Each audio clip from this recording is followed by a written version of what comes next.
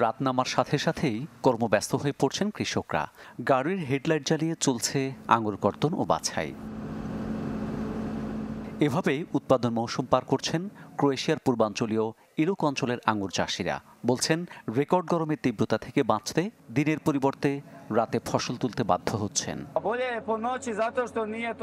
আমরা রাতে ফসল কাটছি কারণ রাতের তাপমাত্রা কম থাকে এবং আঙুরের তাড়াতাড়ি গাজন বা অক্সিডেশন হয় না।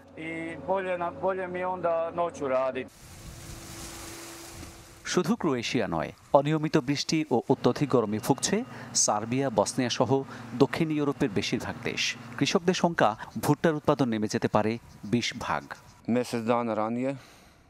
পরিস্থিতিকে বিপর্যয়কর হিসেবে বর্ণনা করা যেতে পারে। আগে যেখানে প্রায় 20 লিটার বৃষ্টি হতো, এবার সেখানে কোনো বৃষ্টিই হয়নি। ভুট্টার ফলন কমে গেছে প্রায় 30 ভাগ। জলবায়ু পরিবর্তনে বলকান অঞ্চলের দেশগুলো এবার দেখছে রেকর্ড উষ্ণতম গ্রীষ্ম। বিশেষজ্ঞরা বলছেন, 2024 সালে বেশি ভুক্তভোগী হতে যাচ্ছে সার্বিয়া। আমি শৈশবের সময়গুলি মনে করি। তখন আমাদের সেপ্টেম্বরের শেষে এবং অক্টোবরের শুরুতে ফসল হতো। এটি যথেষ্ট ঠান্ডা ছিল, আমাদের হাত জমে গিয়েছিল। এখন পরিস্থিতি একেবারেই উল্টো।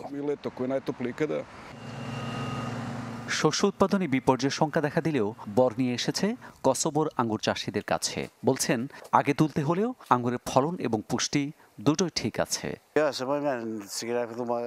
এবছর উন্নত মানের আঙ্গুর হয়েছে। চিনির পরিমাণ 24% ছাড়িয়ে গেছে। এই অনুপাত খুবই বিরল। অন্যান্য জাতের এই পরিমাণ চিনি থাকে না। বাম্পার ফলনে এবার বেশ আশাবাদী হয়ে উঠেছেন কৃষকরা। বলছেন, এবার গুণগত মানের সঙ্গে পরিমাণেও রেকর্ড হবে। মামুন উর রশিদ, চ্যানেল 24।